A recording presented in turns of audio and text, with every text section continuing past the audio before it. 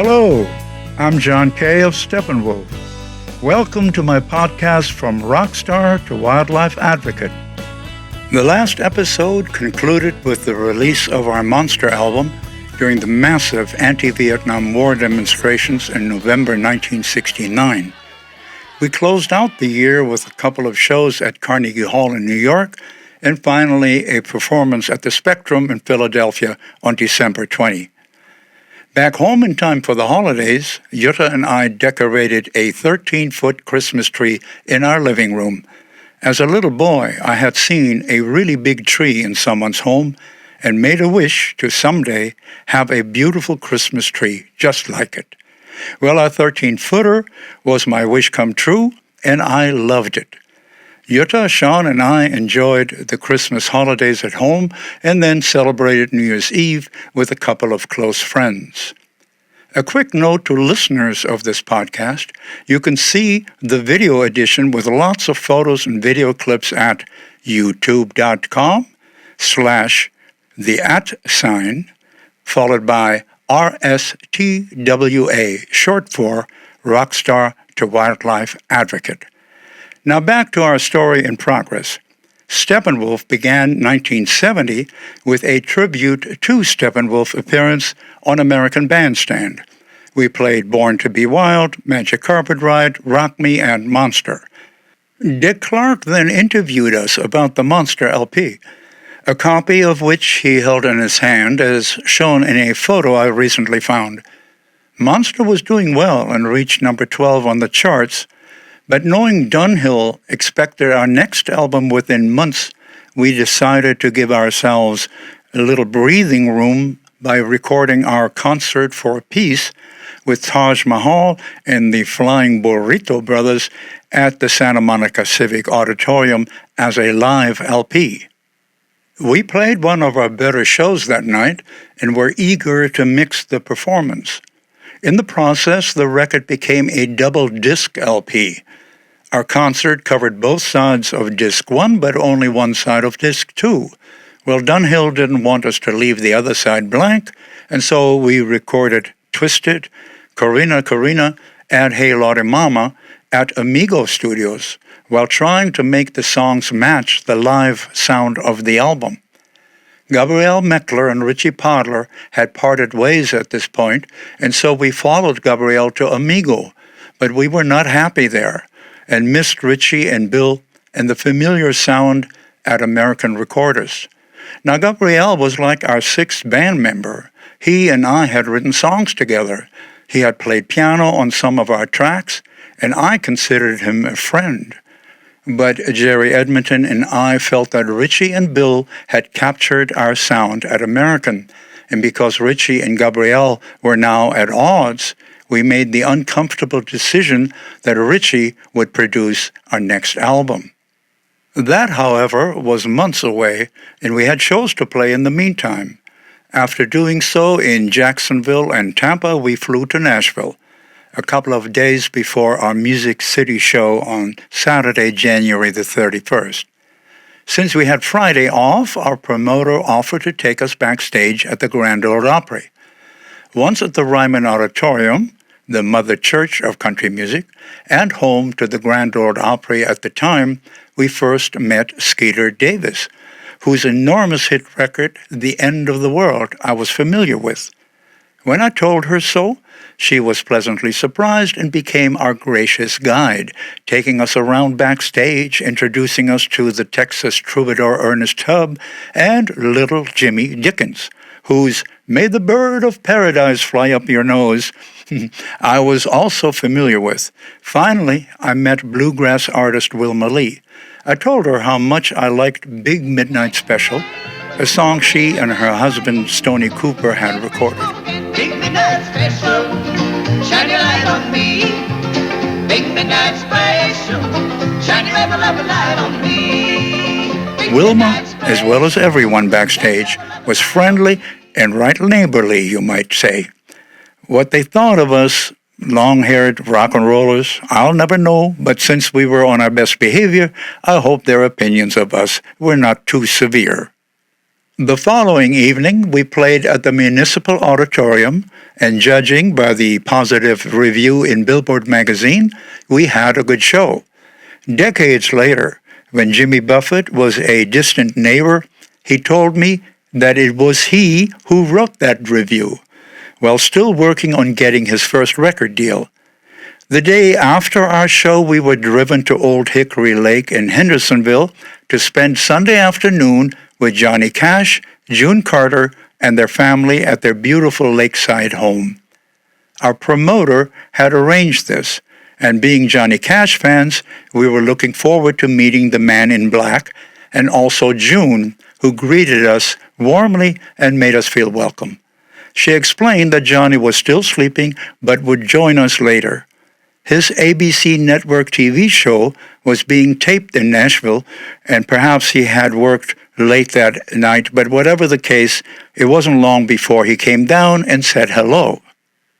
After shaking his hand and thanking him for inviting us to his home on a Sunday, no less, we sat down and talked for a while and complimented him on his TV show, which was unique, for it not only presented country music stars, but also artists like Bob Dylan, Pete Seeger, Odetta, Buffy St. Marie, Joni Mitchell, and the Staple Singers, among others.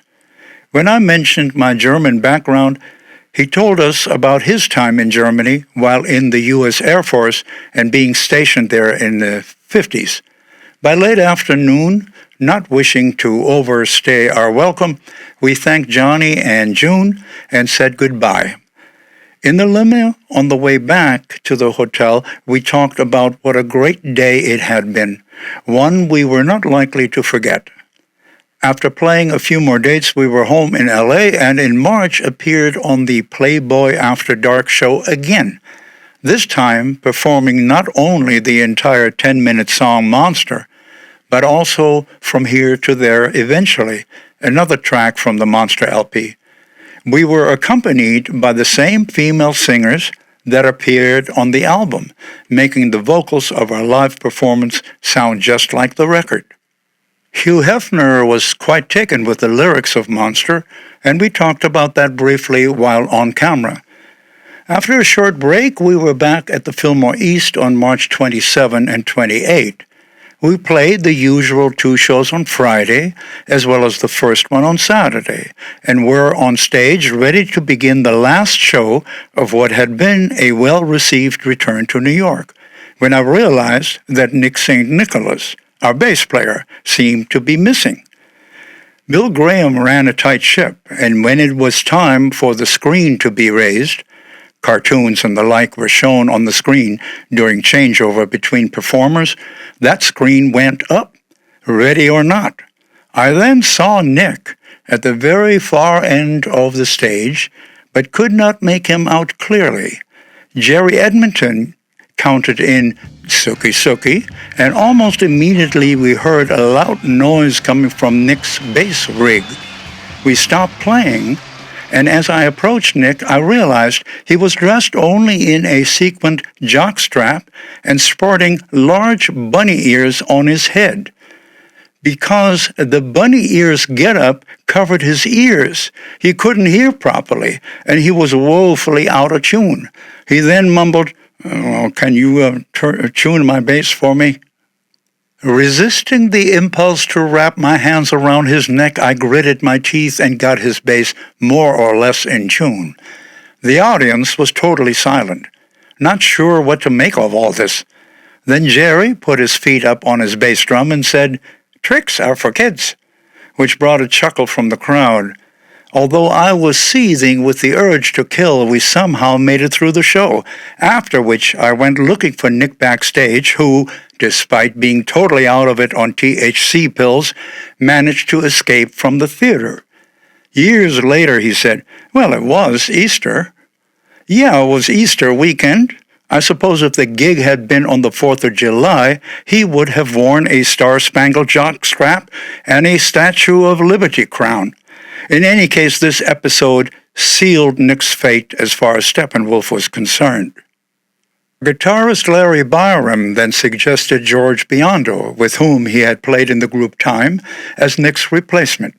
George was pleased to join the Wolf, as we all called our band by then, and proved to be not only a talented bass player, but also an excellent singer and a quick study. By the time we played shows in April, just days after the Fillmore gig, he was already up to speed.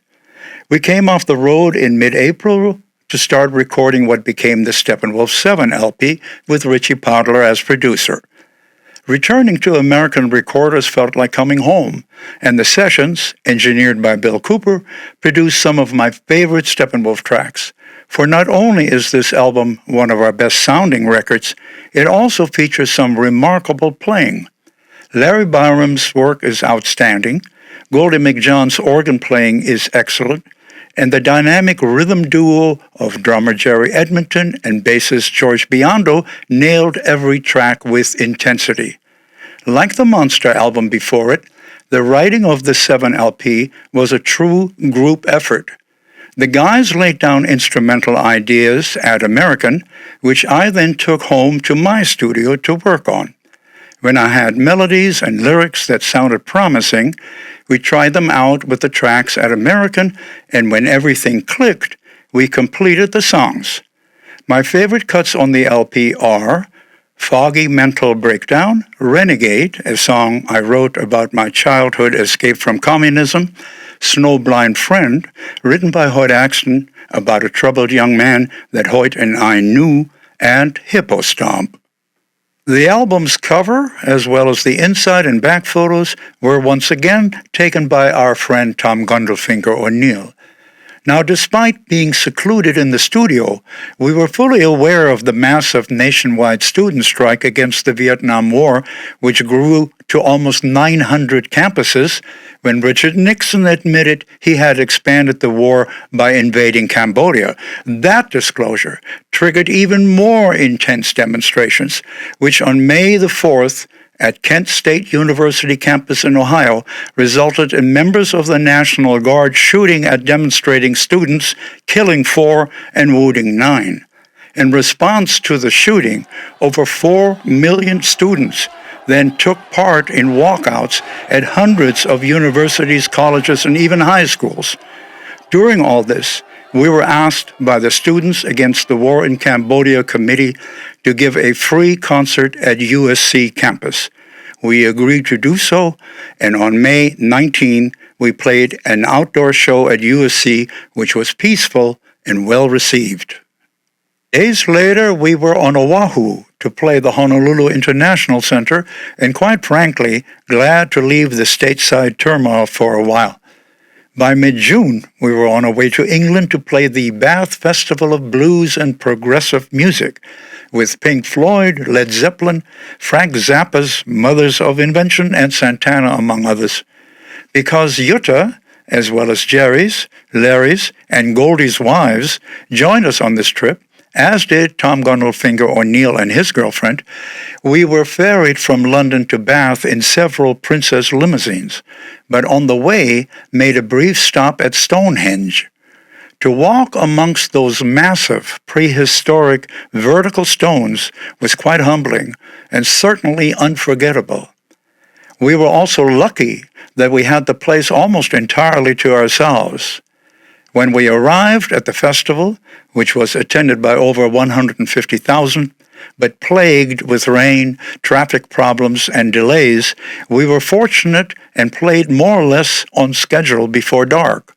As I recall, we were pleased with our performance and the crowd's response. Returned to our hotel in London and looked forward to a couple of days off in swinging London, as it was known back then. Jutta and I enjoyed playing tourists and buying a few baubles and silver goblets at Kensington Market, and pop gear such as jackets, boots, and more on Carnaby Street. Now properly attired for our July the 2nd performance at the Royal Albert Hall, we posed for afternoon press photos outside the venue, and later that evening had one of the most exciting and memorable experiences of our career. That was, without question, due to the enthusiastic greeting from the audience and the boisterous ovations, the intensity of which never diminished throughout the show. That hot, sweaty, magical night, we gave it everything we had, and the audience response bordered on frenzy by the time we, after multiple encores, thought we were done back in the dressing room already in our street clothes. But then the promoter came in and pleaded, "They're going nuts. They won't leave. Please go out there and say something." I went back on stage and said, "You are one of the best audiences we have ever played for. And believe me when I tell you that we have quite literally played you every song we know. But also know this, because of how you received us, it was truly thrilling to play for you, and we will never forget this night." To this day, I have indeed not forgotten how extraordinary that audience was. A few days following the Albert Hall triumph, we boarded the QE2, the Queen Elizabeth II, a magnificent ship barely 2 years old at the time, and settled into our excellent accommodations. Dining and amenities were also top drawer and made our 7-day passage to New York quite special. Not long after reaching the Big Apple, we played the New York Pop Festival on July 17. The concerts were held on Randall's Island, but were marred by unrealistic demands of various groups, such as the "music ought to be free, man," and the like. Other groups wanted the money from the concert ticket sales for various causes. While all this was going on, thousands gate-crashed into the festival grounds. In short, playing this disorganized mess was anything but pleasant. Now, playing the August 6th Summer Festival of Peace at Shea Stadium in New York, that was pleasant and quite remarkable. Peter Yarrow of Peter, Paul, and Mary had called me some days prior and asked us to perform at this fundraiser for peace candidates like Senator McGovern, who was running for president as an anti-Vietnam War peace candidate. Peter said that Paul Simon, Janis Joplin, Creedence Clearwater, Miles Davis, and other artists had already agreed to perform free of charge. I spoke with my bandmates, and we agreed to do the same. Best as I recall, our performance was pretty good. I tend to only remember the details of our really good as well as our really terrible shows. But what I do remember in detail was my last encounter with Janis Joplin. We were milling about while waiting to go on when Janice came over with a bottle of Southern Comfort in hand and poked me in the navel. I was bare-chested, so she managed to get her finger into my belly button. It wasn't done forcefully, just done playfully. We chatted and joked briefly, and then it was time to play. I did not see her again after we finished. 2 months later, Janice died in the Landmark Hotel, barely a 10-minute drive from our home in the hills. In early 1971, her Pearl album was released.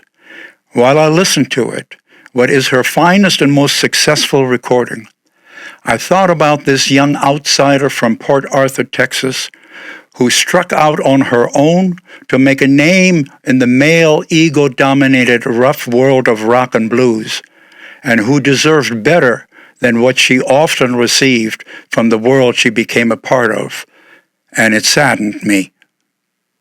Well, back to August 1970. 2 days after playing Shea Stadium, we played the Warehouse in New Orleans. It was unbearably hot and humid, and the warehouse had no air conditioning. To keep the musicians from fainting on stage, a refrigeration truck was parked outside with plastic ducts pumping cool air through an opening under the roof down onto the stage, so we were fine. But the audience wasn't. The place held 3,500, and you could not have shoehorned one more body into the place. It was incredibly crowded. Well, halfway through our show, people began to faint, but there was no room for them to fall. So the crowd had to pass the unconscious overhead to the exit. Despite the sweltering heat, the audience was great, and we felt we owed it our very best effort, which in fact we delivered. The Warehouse was the New Orleans rock venue in the 70s. Everyone from The Who, Pink Floyd, Bob Marley, Bob Dylan, to Led Zeppelin, Joe Cocker, Elton John, the Allman Brothers, and more played it. There's a very cool, no pun intended, memorial outdoor museum where the Warehouse stood on Chupetula Street. Following New Orleans, my favorite U.S. city, we performed in Minneapolis, Dallas, and Albuquerque, where I met Michael Blake, who interviewed me for a local publication. We hit it off immediately, and once the interview began, it became clear that our social political outlook was nearly identical and that we shared many concerns about the state of the Union. I gave him my phone number and said, "Look me up if you make it to L.A." Well, he arrived in town a couple of months later, and I put him in touch with Gibson and Stromberg, the company handling our publicity. That in turn led to Michael's writing for the L.A. Free Press, the main counterculture paper in Southern California at the time. But after that publication's unfortunate demise, he left L.A., and I lost track of Michael. Years later, in 1988, I think it was, my friend Morgan Cavett, who at this point co-owned a recording studio with the tambourine man Bruce Langhorne on the Paramount Pictures lot, called me to say, "There's a guy camping out across the hall in Kevin Costner's office who says he's a friend of yours." "Really? Well, what's his name?" I asked. "Michael Blake," Morgan replied, and I was happy to hear my friend had reappeared on my radar screen. Well, Michael and Kevin soon created the enormously successful and 7 Oscar-winning film Dances with Wolves. I was thrilled to see Michael accept his Oscar for Best Adapted Screenplay, which was based on the novel he had written during the 1991 Oscar telecast. For by that time, I had learned about Michael's tribulations and major health problems during the missing years, so to speak. I'm glad to say that from then on, we stayed in touch during all the years that followed. Back to 1970. We closed out that year with arena shows in Detroit, Los Angeles, Vancouver, and after our Steppenwolf 7 album was released in November, a performance at the Forum in Montreal on December 19.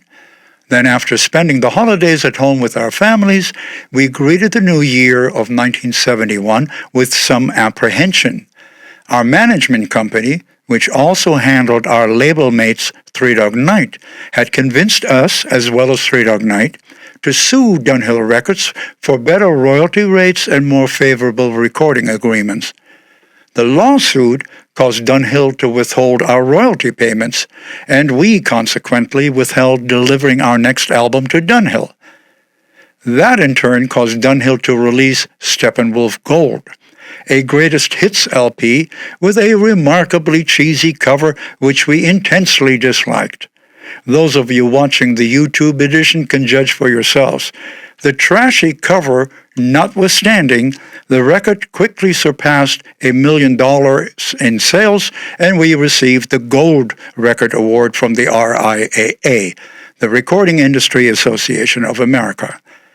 While the lawsuit was being negotiated, we resumed performing, and on January 24 returned to the Anaheim Convention Center, this time with the great bluesman Albert King.